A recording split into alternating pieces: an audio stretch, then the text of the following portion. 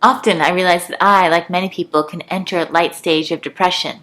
I read it once that it's typical of my personality type, but at the same time I think most people wake up and wonder, what the heck am I going to do with my life?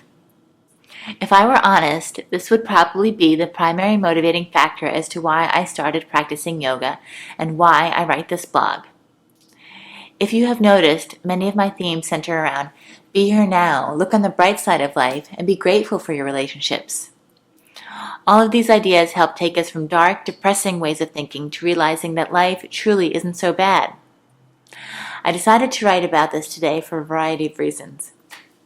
Not only did I wake up with these thoughts a few times over past weeks as I reviewed potential projects for the fall, but I have also been having honest conversations with some of my closest friends recently about the same issues.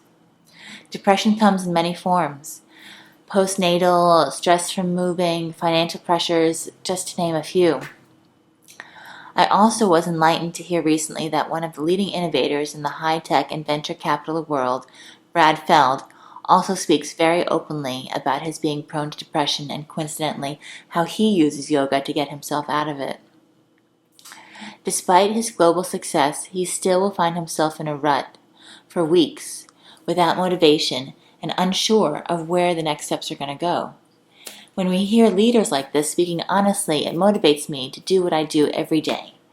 I get on the mat and I encourage other people to do the same. Lastly, America has gotten very dependent on drugs over the last 20 or more years. But I wasn't brought up that way and never considered turning to a prescription to erase the dark thoughts. As I have mentioned, my dad has introduced me to yoga when I was 6, and that has been a lifesaver. Also, he's helped me to be self-aware and to find out where I get my energy, which is by being around other people. So I know that if I wake up and receive a disappointing email or I'm unsure about my future, I have these tools in my toolbox to make the changes in my head.